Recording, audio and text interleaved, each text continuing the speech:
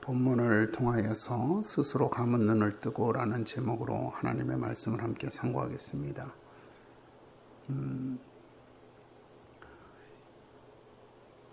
예레미야서 37장을 보게 되면 예루살렘을 점령한 바벨론의 느부갓네살 왕이 갑자기 돌아가는 일이 기록이 되어져 있어요.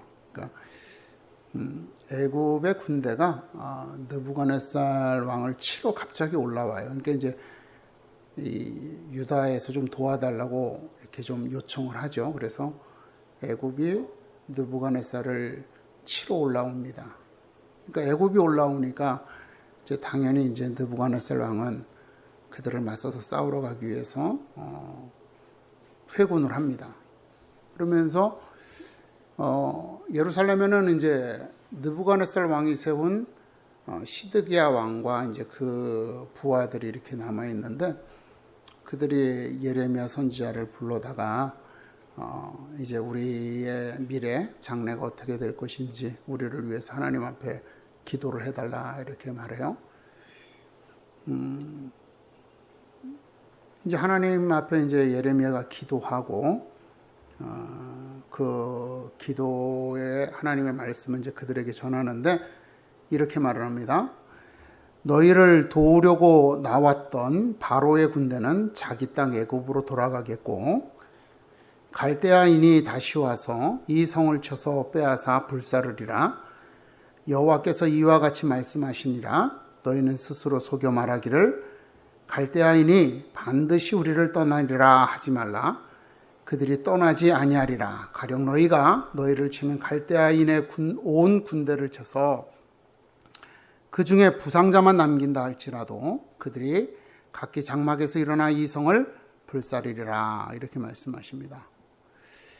이 말씀을 보면 하나님께서 이 시드기야 왕과 그 성에 남아있는 유대인들의 마음을 아주 정확하게 꿰뚫어 보시고 그 핵심을 지적하시는 거죠.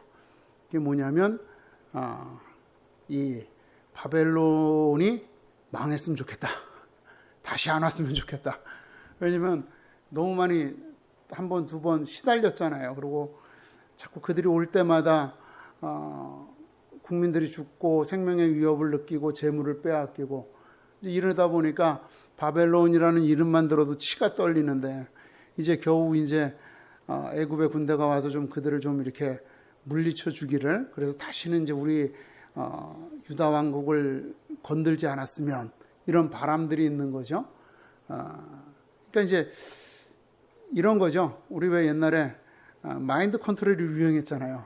안 되는 것도 된다 그러면은 진짜 된다고 하는 것처럼 오지마 이제 이렇게 비는 거예요, 속으로. 그러면서 이제 예레미야한테 야, 하나님이 뭐라고 말씀하신지 물어봐. 안 오신다고 말씀하실 거야. 이제 이러면서 기도를 부탁했던 겁니다. 근데 이제 하나님이 말씀하시기를 너희가 안 올 거다라고 스스로 속여서 말하지 말아라. 그들은 반드시 돌아온다.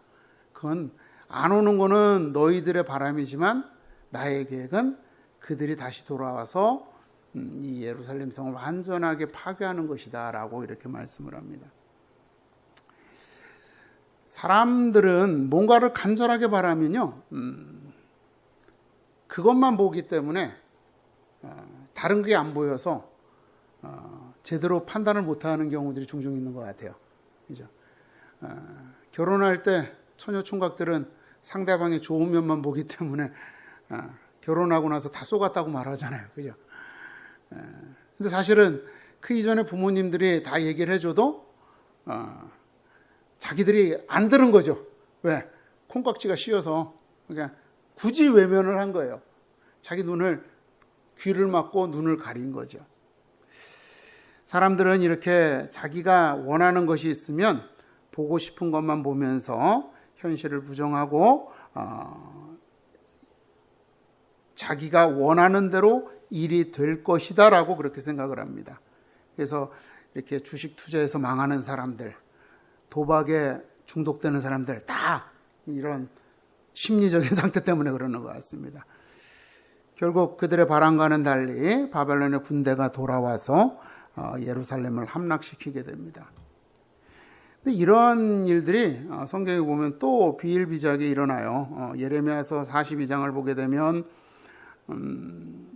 바벨론 군대가 이제 예루살렘을 다 무너뜨리고 거기에 살고 있던 귀족들을 다 포로로 끌고 가면서 예루살렘에 이제 그 빈민들, 이렇게 이제 유랑민들을 살게 하고 거기에 이제 그다랴라고 하는 사람을 총독으로 세웁니다. 근데 이 그다랴가 뭐 나름대로 통치를 잘했는지 모르지만 이제 좀 생활이 안정돼 가니까 사람들이 거기 또다시 이제 모이게 되죠. 이게 그리고 또 모이니까 소문이 나고. 그래서 유대인 중에 이제 요하난이라고 하는 사람이 이 소식을 들으면서 화가 난 거예요. 왜냐하면 이게 뭐 정통성이 없잖아요. 그러니까 이 사람이 이 그다랴를 속여가지고 그다랴와 그의 수하들, 그를 따르는 사람들을 다 살해를 해버려요. 그리고는 이제 막상 죽이고 나니까 결국 바벨론 왕이 세운 총독을 죽인 건 바벨론 왕에 대한 반란이잖아요. 그래서 이제 겁이 나니까 자기 세력들을 이끌고 이제 애굽으로 도망을 가죠. 도망을 가면서 또 여기서도 또 이제 만만한 게 예레미야라고 예레미야를 불러다가 부탁을 합니다. 하나님 앞에 우리 이 남은 자들을 위해서 기도를 좀 해줘라. 그리고 당신을 통하여 하나님께서 무슨 말씀을 하시든지 우리가 다 따를 거다. 이렇게 다짐을 하면서 이제 부탁을 합니다. 네. 하나님이 열흘 후에 예레미야를 통해서 이제 그들의 응답을 주시고 그들에게 말씀을 하시는데 전혀 이들이 예상했던 것과는 다른 응답을 주세요. 뭐라고 말씀하시냐면 너희가 이 땅에 눌러앉아 산다면 내가 너희를 세우고 헐지 아니하며 너희를 심고 뽑지 아니하리니 이는 내가 너희에게 내린 재난에 대하여 뜻을 돌이킴이라 여호와의 말씀이니라. 너희는 너희가 두려워하는 바벨론의 왕을 겁내지 말라. 내가 너희와 함께 있어 너희를 구원하며 그의 손에서 너희를 건지리니 두려워하지 말라. 내가 너희를 불쌍히 여기리니 그도 너희를 불쌍히 여겨 너희를 너희 본향으로 돌려보내리라. 이렇게 말씀하셨어요. 자기네들은 바벨론 왕이 두려워서 도망가려고 하는데 그래서 이제 애굽에 가면 하나님께서 너희를 보호하시고 그리고 그곳에서 너희가 큰 세력을 이루면 때가 되면 다시 돌려보내 주실 거다라고 하는 이런 어떤 축복의 말씀. 바벨론에 간 사람들 예루살렘이 멸망되기 전에 예레미야를 통해서 그렇게 말씀하셨던 것처럼 자기네들에게도 그렇게 말씀해 주시기를 그렇게 말씀해 주실 거다라고 이들은 생각하고 예레미야한테 부탁을 했는데 하나님께서는 그것과는 정반대로 아니야, 너네들 여기 남아있어 이렇게 말을 하는 거죠. 그러니까 이 사람들은 자기네들이 예상했던 것과는 전혀 다른 기도의 응답이 오니까 예레미야한테 뭐라 그러냐면 너는 거짓말하지 말아라. 하나님이 그렇게 말씀하실 리가 없다. 이렇게 말을 합니다. 그러니까 자기네들이 예상하고 원하는 것과 정반대로 말을 하니까 이제는 예레미야 선지자까지도 거짓말쟁이로 몰고 그리고 예레미야 선지자의 명령을 따라서 이렇게 하나님의 말씀을 적던 서기관 바룩이라는 사람이 있었는데 사실 이 사람은 좀 이제 공무원이었어요. 오늘날로 말하면. 근데 이제 그러나 사실은 예레미야의 지도를 받는 지시를 받는 사람이었는데 오히려 이제 이 바룩이 예레미야를 조종한다 이러면서 이제 막 엉뚱한 소리까지 하면서 이제 예레미야를 몰아붙이죠. 근데 이렇게 사람들은 자기네들이 원하는 대로 안 되니까 하나님의 말씀까지도 거부하고 그것을 거짓이라고 이렇게 왜곡을 시켜버리는 겁니다. 사람들은 자신들이 바라는 대로 되지 않으면 또 자신들의 상식에서 어긋나면 그것은 부정을 하죠. 그리고 자신들의 기대와 상식, 이런 사람들이 가지고 있는 기대와 상식 같은 것들이 오랜 시간이 이렇게 공통적인 것들이 쌓이면서 습관이 되고 이 습관이 되어지는 것이 이제 전통이 되잖아요. 그럼 이 전통이 되게 되면은요, 이게 하나님의 말씀과 같은 어떤 권위를 가지게 되는 거예요. 그리고 이 전통은요, 말씀과 같은 권위를 가진과 동시에 이 전통에 사람들은 내가 옳고 그름에 대한 판단을 하는 것이 아니라 전통에다가 내가 옳고 그름을 판단하지 않고 이 전통에다가 그 판단의 권한을 그냥 맹목적으로 맡겨버려요. 그리고 그냥 전통을 따라서 살아가요.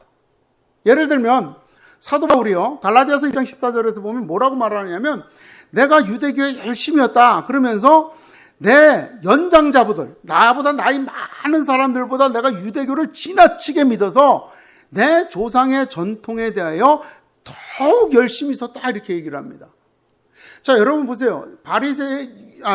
바울은요, 바리새인이었잖아요.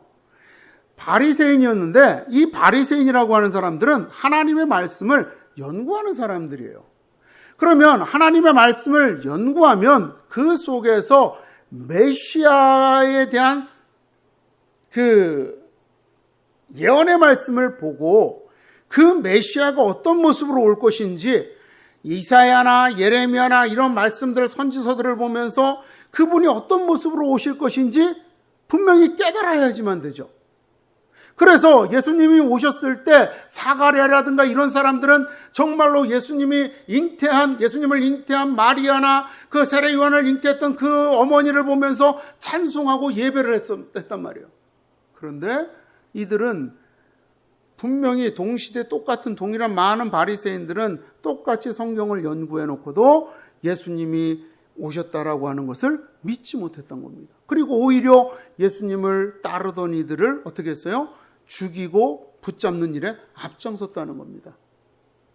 바로 바울이 그렇게 전통에다가 옳고 그름, 내가 성경을 읽고 해석하고 그 성경 자체를 보고 거기에서 하나님의 말씀, 하나님의 뜻을 구하는 것이 아니라 이미 그 선생들에 의하여서 해석되어지고 가르쳐지는 그 전통의 권위에 의해서 성경을 보면서 거기에 따라서 예수님의 말씀을 가르치는 사람들, 예수님을 따르는 사람들을 핍박하는 일에 그는 앞장섰다는 거죠. 여러분, 이렇게 전통에다가 자신의 그 옳고 그름의 판단을 그 권한을 위임하게 되면 사람은 맹목적이 되고요. 그 맹목적이 되게 되면 옳고 그름을 판단하지 못한 채 비이성적이고 비논리적으로 그렇게 사람은 변화가게 되는 것입니다. 바로 이러한 모습이 오늘 본문에서 예수님께서 바리새인과 서기관들을 향하여서 책망하시는 것입니다.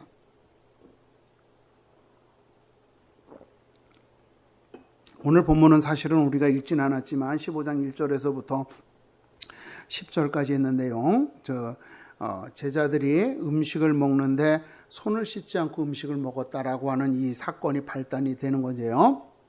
그런데 2절을 보게 되면 이 바리새인들이 예수님께 이렇게 말을 해요. 아니, 당신의 제자들은 왜 어찌해서 장로들의 전통을 범합니까? 그게 뭐냐? 손을 씻지 않고 음식을 먹는다는 거예요. 그런데 이들이 말하는 장로들의 전통을 범한다라고 했을 때 이 범한다라고 하는 말의 의미는요, 어떤 법률을 어기거나 어떤 정해진 지위나 의무를 어기는 것을 의미해요. 그러니까 이 사람들은 지금 그들의 마음속 이 깊은 곳에는 장로들의 전통이 율법과 같은 그러한 어떤 위치에 있다라고 하는 거죠. 비록 이것은 장로들의 전통이 하나님의 율법과 같은 어떤 그런 법적인 권한을 가지고 있다라고 보는 거예요. 비록 법은 아니지만 법적인 효력을 발휘하는 것이고 그것을 왜 어기느냐라고 물어보는 거예요. 사실 성경을 보게 되면, 율법을 보게 되면 음식을 먹을 때 손을 씻으라는 말씀은 없어요.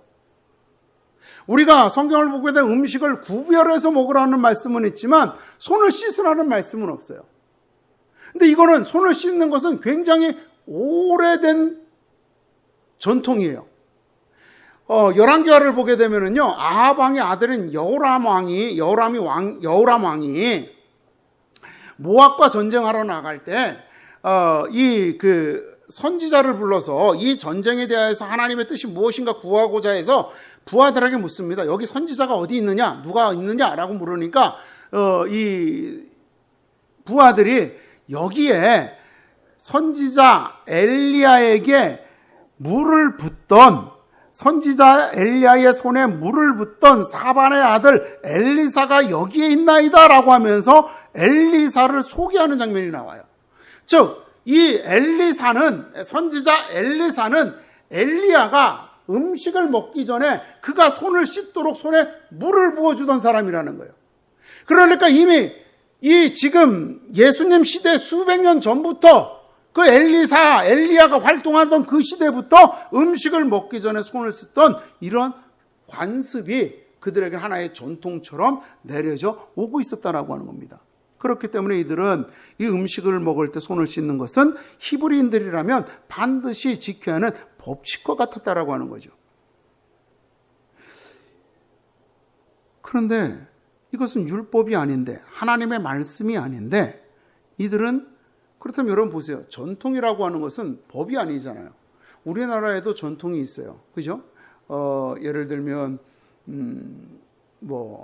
전통 혼례가 있잖아요.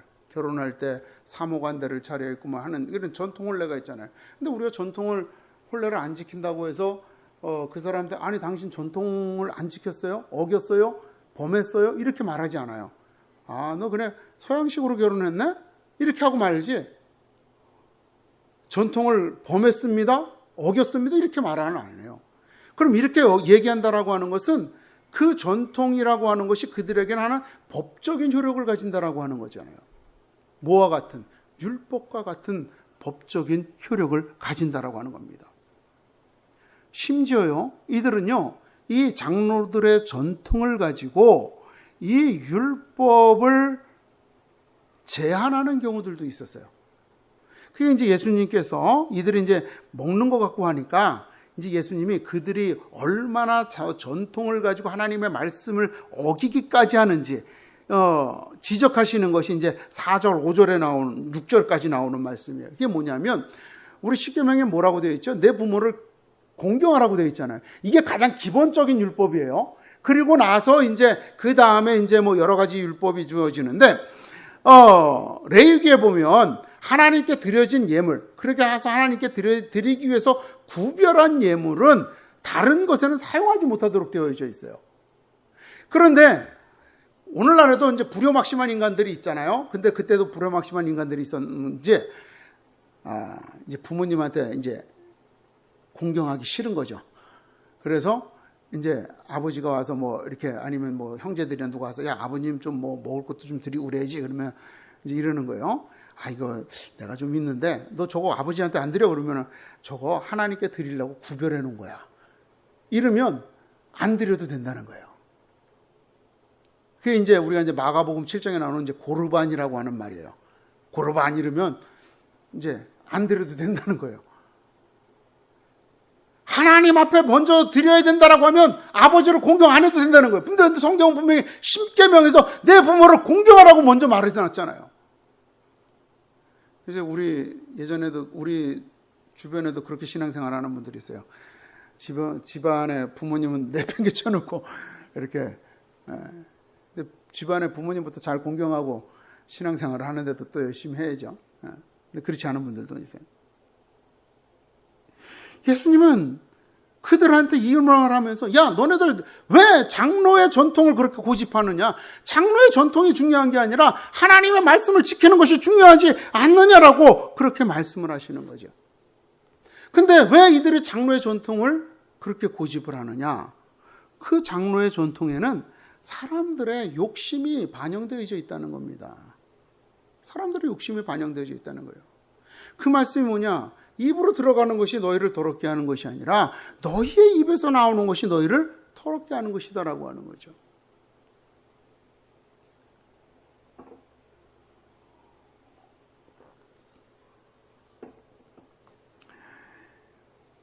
예수님을 빌라도의 법정으로 끌고 갔던 유대인들이요, 빌라도에게 이렇게 고발을 해요. 우리가 이 사람을 보매 우리 백성을 미혹하고 가이사에게 세금을 바치는 것을 금하며 자칭 왕 그리스도라 하더이다 라고 이제 이렇게 막 고발을 합니다. 여기에서 이 미혹하다라고 하는 말이 이 헬라어를 이렇게 영어로 직역을 하면 이제 뭐 파괴하다 뭐 여러 가지 뜻이 있어요. 근데 이제 사전을 보게 되면 이거를 올바른 길에서 벗어나게 하는, 그러니까 뭔가 우리가 제대로 잘 세워져 있는 것을 어떤 그것을 다른 목적을 가지고 부수는 그런 의미를 가지고 있는 그러한 쪽으로 해석을 하라는 거예요. 그래서 지금 우리가 한글에서는 이제 미혹하다라, 유혹하다라고 하는 뜻으로 이제 해서 사전에서는 이것을 이제 유혹하다라고 하는 것으로 번역을 하라고 그랬고, 이제 이런 방향으로 번역을 하라고 이제 부연 설명을 해놨고요. 헬라어 사전에 보면, 그리고 이제 NIV 성경은 그냥 이걸 파괴하다 이렇게 해놨는데, 그러니까 그런 의미, 그런 뉘앙스라는 거죠. 그 원문에 이 쓰인 뉘앙스는 올바른 길에서 벗어나게 하다, 혹은 부패하게 하다, 타락하게 하다 이런 뜻이라는 거예요. 그러면 지금 여러분 가만히 생각해 보세요. 예수님께서 이 세상에 오셔서 하신 사역이 뭐죠? 하나님의 말씀을 가르친 거잖아요. 오직 너희 주 여호와 하나님을 마음을 다하고 뜻을 다하고 온 정성을 다해서 주 하나님을 사랑하라. 그리고 내 이웃을 내 자신과 같이 사랑하라. 이 말씀을 하신 거예요. 그런데 이들은 그 예수님의 가르침 그 삶을 단 한마디로 요약해서 고발하는데 뭐라 그러냐면 올바른 길에서 벗어나게 했다. 뭐가 누구에게 올바른 길이냐는 거죠, 이게. 자기들에게 올바르지 않다는 거예요. 이 고발하는 사람들, 바리새인과 서기관과 사두개인과 대제사장들, 이들에게 올바르지 않은 거예요. 왜? 그들은 이제까지 자신들의 어떤 그런 기득권을 유지하는, 자신들이 가지고 있는 어떤 전통, 자신들이 가지고 있는 어떤 그 모든 어떤 그것들을 통하여서 자신들의 삶을 유지해 왔는데, 예수님이 오셔서 가르치는 그 모든 것들이 자신들의 권위를 흔들고 자신들의 안정된 삶을 흔들고 자신들이 여태까지 느껴와 누리고 왔던 모든 것들을 흔드니까, 그래서 백성들이 그 예수님의 가르침에 귀를 기울이니까 자신들이 위협을 느끼는 거죠. 그래서 이 사람 예수님을 고발하는데 백성들을 미혹한다라고 표현하는 거예요.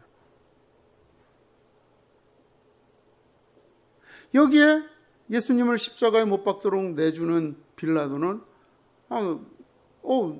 이 사람도 이제 나중에 보면 빌라도도 너희가 이 사람을 미혹한다고 데려왔는데 나 하나도 못 찾는다 그랬는데 이 사람 미혹한다라고 했을 때, 야, 나 이 사람 보니까 충성스럽지 않은 면을 하나도 못 보겠어.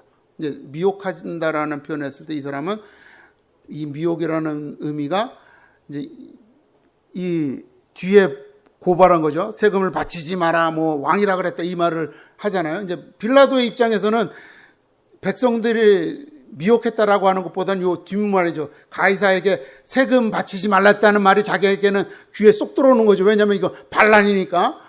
근데 예수님을 취조해 보니까 뭐 세금 바치지 말라는 얘기를 했던 적이 없는 거잖아요. 야, 너 이 사람들 이 사람 로마에 대해서 충성스럽지 않은 면이 없는데? 이렇게 얘기를 해요. 그래서 이 사람 죄가 하나도 없어. 풀어줄게. 그랬는데 결국에는 십자가에 못 박도록 내주잖아요. 근데 왜 내주죠? 결국 빌라도도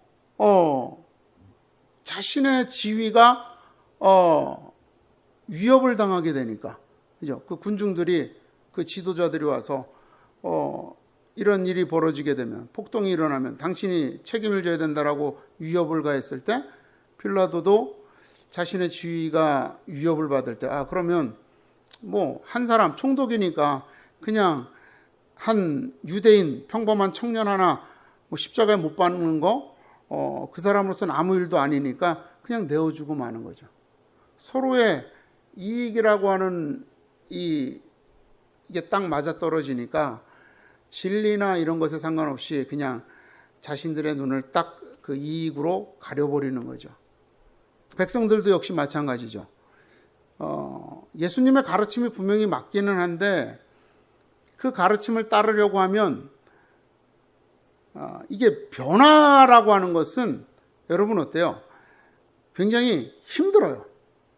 우리 주변에서 담배 끊는 사람들 보면 며칠은 끊지만 다시 돌아가잖아요. 왜 그러냐면 익숙한 삶으로 돌아가고 싶은 마음이 있거든요.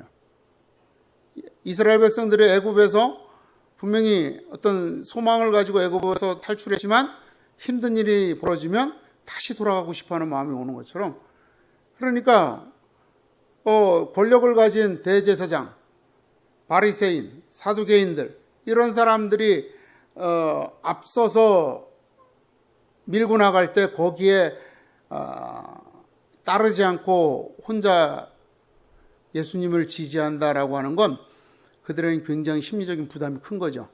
그러니까 그들도 같이 동조할 수밖에 없는 상황이 되는 거죠. 이렇게 서로가 이득, 안전, 안정 이런 것들이 이렇게 뭉쳐졌을 때 예수님을 결국 십자가에 못 박는 이런 결과를 가져오게 된단 말입니다. 이것이 이제 서로의 눈을 가려주는 거죠. 서로가 암묵적으로 우리가 눈을 가리자. 이 진리에 대해서 우리의 눈을 가리자. 그리고 이제 예수님을 십자가에 못 박는 그 죽음, 죄악의 길로 가게 되는 거죠. 예수님이 말씀하시는 맹인이 맹인을 인도한다라고 하는 것, 이렇게 우리는 서로의 욕심이라고 하는 것 때문에 누군가가 내 눈을 가리는 게 아니라 우리는 우리가 스스로 우리의 눈을 가리고 그렇게 죄의 길로 빠져가고 있다는 겁니다. 여러분, 오늘 우리 한국교회가 처해 있는 현실이 누가 잘못했다라고 하는 것 때문이 아니라 우리가 그동안에 우리들 스스로가 자성하고 개혁할 수 있는 그런 시간들과 기회들을 외면했기 때문에 지금 이와 같은 일들이 벌어졌다라고 우리가 생각해야지만 합니다. 우리가 너무 이렇게 편안하고 안정된 상태를 깨기 싫어서, 또 하나님의 말씀을 배우고 익히고, 그래서 우리들 자신을 고치려고 하기보다는 그냥 말씀을 듣고 아멘이라고 외치는 그 어떤 그 단순함의 과정에 그냥 그 편리함에 머무르고자 하는 그런 마음 때문에 지금 그 말씀을 듣는 것에 머무르고 우리의 삶의 자리에서 실천하는 것들에 대한 외면, 그 고통, 힘든 과정들을 외면했기 때문에 지금 오늘 우리의 이렇게 세상 사람들에게 비난을 당하고 조롱을 당하고 하나님의 심판을 받는 상황에 이르렀다라고 하는 거죠. 그럼에도 불구하고 사람들은 아직까지도 이 문제를 해결하는 것에 있어서 우리의 문제의 본질을 몰아보지 못한 채 그저 이런 또 다시 보편적인 문제들을 가지고 보편성을 가지고 문제를 해결하려고 한다는 겁니다. 그게 뭐냐? 이거 불공정하지 않느냐? 불평등하지 않느냐? 이렇게 얘기를 한다는 거예요. 그래서 다른 데는 어떻게 하고 다른 데는 어떻게 하고 이렇게 요구하면서 정부에다 그것을 지적하고 빨리 이것도 평등하게 시정해라 이렇게 얘기를 한다는 거죠. 여러분, 이렇게 얘기하면 시정될 수 있어요. 며칠이 지나거나 몇 주가 지나면 시정이 됩니다. 그런다고 해서 그때 가서 며칠이 지나서 몇 주가 지나서 이런 어떤 불편부당한 일들이 고쳐진다라고 해서 그 사이에 이미 일반인들에게 각인된 우리 교회에 대한 인식들, 집단 감염의 온상이라고 하는 어떤 그런 부정적인 인식들, 이러한 집단 감염의 온상이면서도 저들은 예배를 고집하는 이기적인 집단이라고 하는 그러한 부정적인 인식들이 사라지고 고쳐질까요? 그렇지 않습니다. 저분들이 지금 자기들이 교회에 대해서 이렇게 행동하는 것이 불공정하다, 불평등하다, 이게 잘못됐다라고 하는 것을 몰라서 저렇게 하겠습니까? 알아요. 알면서도 이렇게 하는 이유는 교회에다가 부정적인 이미지를 뒤집어 씌우기 위해서 저들이 저렇게 하는 거예요. 그들의 최종적인 목적은 교회가 어떤 이기적인 집단이다. 저들은 몰상식한 집단이다. 저들은 비과학적인 집단이다. 이렇게 세상 사람들이 교회를 인식하도록 만들기 위해서 그러는 겁니다. 아니, 오히려 여러분, 요번에 교회 발표가 나니까 그 밑에 그 댓글들을 쭉 다른 걸 어떤 분이 캡처를 해서 올렸는데, 일반인들도 그래요. 야, 우리가 가보니까 카페에 사람들이 더 많이 앉아서 마스크 안 하고 떠들더라. 야, 왜 교회에다가만 그래? 니네들 우리 동네 사는 다 해외 입국자들만 다 감염자들이던데? 이런 글들이 일반인들이 쭉 댓글을 달아요. 그런데 그분들이 그걸 몰라서 교회에다가 이렇게 마치 일방적으로 뒤집어 씌우는 이 일들을 하겠습니까? 그분들의 목적은요, 교회에 대하여서 세상이 안 좋게, 나쁘게 보기를 바라기 때문에 그래요.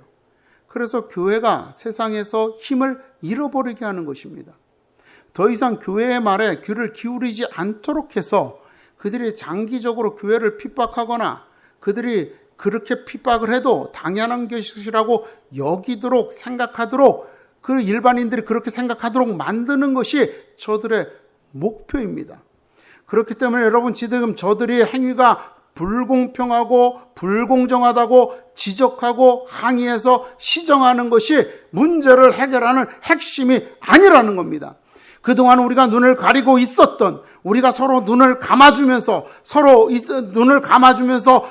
용납하고 있었던 욕심과 상식과 경험에서 비롯된 우리 안에 있는 모든 비신앙적이고 미신적이고 비성경적인 모든 것들을 하나하나 우리가 스스로 걷어내면서 우리의 눈을 가리고 있던, 우리가 하나님을 보지 못하게 하고 있던 그 모든 것들을 우리가 하나하나 걷어내면서 하나님께로 돌아가야지만 한다는 겁니다.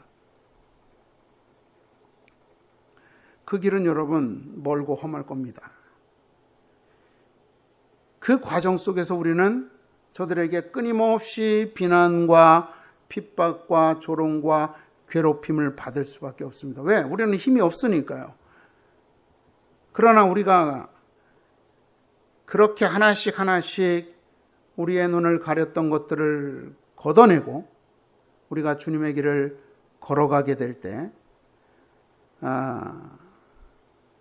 우리가 그 길을 걸어가고 있는 우리의 그 진실한 모습을 저들이 보게 될 때, 저들이 아무리 우리들에게 그런 부정적인 어떤 인식을 뒤집어 씌우려고 해도 결국 세상은 우리의 모습을 보면서 우리를 향한 모든 오해가 사라지게 되고 조롱과 비난이 사라지고 또 더 이상 우리를 핍박할 수 없는, 그래서 오직 주의 영광이 우리를 통하여 이 땅에 선포되게 될 줄로 믿습니다.